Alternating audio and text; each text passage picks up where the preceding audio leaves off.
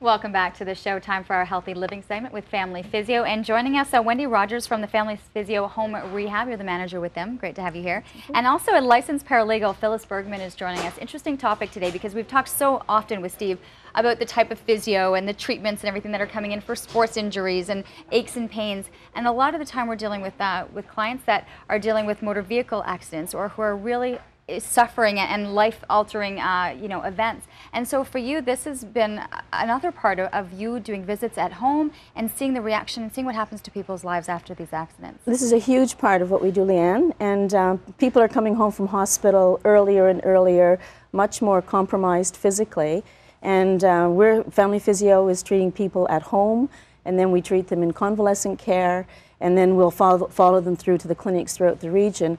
And the automobile industry is very regulated and very complex. And people need to think forward about what their needs are. And this is where Phyllis, her knowledge is, she's the go-to person in Ottawa for these issues. I can imagine, because I think for your physiotherapists, they're dealing with these clients. Their mission is to get them back and running, and yet there's so much, there's the financial aspect, which is really what you come to deal with when someone comes to you and says, this is our situation, this is what happened. So what is the first piece of advice you want to give to people? Well, if someone's been involved in a motor vehicle accident, the question is how much coverage do they have?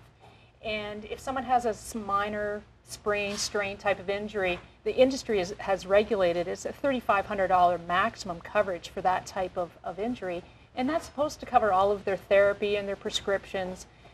If you have a moderate type of injury, which is orthopedic type of injuries or mild brain injury, the maximum that the insurance industry offers through your own insurance company is $50,000. Sounds like a lot of money. It really isn't, because as soon as you're released from the hospital, OHIP for the most part doesn't cover you. So it's your auto insurer who has to pay for all of your in-home therapies, your clinic therapies, if you have to modify your house at all.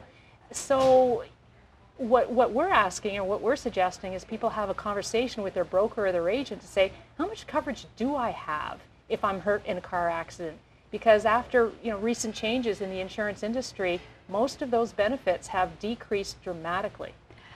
And it's one thing also to maybe be in a slight accident, or you've got whiplash and you don't really report it, or nothing really happens, and then there's a long-term effect to certain things that happen that you might have not thought were serious as it's happening, but later on really do affect your health in the years to come. Absolutely, and we would always encourage someone, if they are hurt in a car accident, get in touch with their broker, their agent first, get the papers from the insurance adjuster to fill out to say, I have been injured. Doesn't matter how slight the injury is, and as a physiotherapist, Wendy can tell you that acute care is paramount to recovery. If you let something go, it can turn chronic, and that's when you're going to have problems for the rest of your life. So we have viewers at home right now who are saying, okay, let's find out the information, let's know what we have. What do you suggest then? That they double check with their broker as to how much, or to invest more, or where do they go from there to ensure that they have coverage? It has to be a conversation with their broker, because, and I don't know the exact percentages, but last time I read something, it was like less than 1% of the Ontario population had purchased optional benefits.